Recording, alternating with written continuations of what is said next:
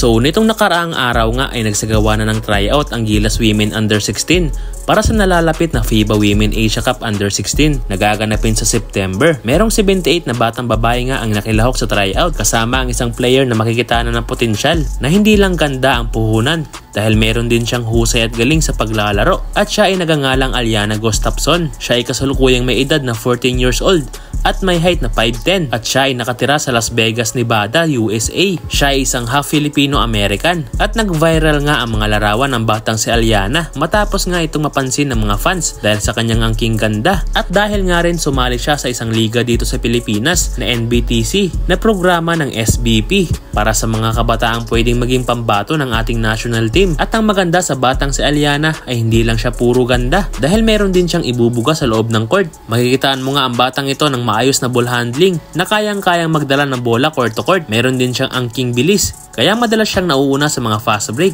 at maasahan din siya sa rebound at kayang-kayang makipagsabayan sa ilalim at napaka-sharp shooter din ang batang to lalong-lalo na sa 3-point area. Kaya malaki rin talaga ang may tutulong nito sa Gilas Women Under 16 kung madala siya sa Final 12. Siya nga pala naglalaro din ang batang si Aliana sa USA at isa rin sa tinitignan natin na malaki ang may tutulong sa Gilas Women ay ang 15 years old shooting guard na si Stephanie Reyes dahil minsan na rin napatunayan ng batang to na kaya niyang sumabay sa international tournament dahil minsan nang napasama si Stephanie sa Gilas Under 18 at siya nga ang pinakabatang napasama dito. At katulad ni Aliana Gustafson ay napaka-sharp shooter din ni Stephanie sa 3 kaya malaking tulong talaga kung mapasama ang dalawang batang to sa final lineup. Ngunit hindi nakalahok ang batang si Stephanie sa tryout siguro dahil conflict ang schedule niya dahil naglalaro din ang batang to sa Amerika. Nakakatuwa nga na meron tayong mga batang katulad ni Aliana at Stephanie sa ating national team na pwedeng maging muka ng ating Gilas Women in the future.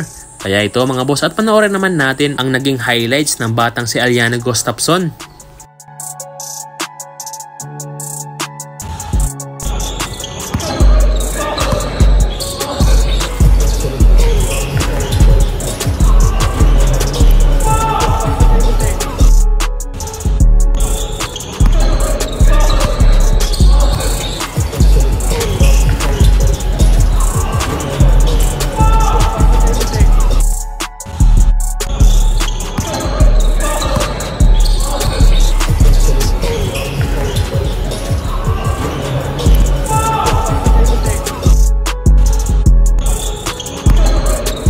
At maisingit ko lang mga boss no, maaari bang pakipindot naman ng like at mag-subscribe ka na sa ating channel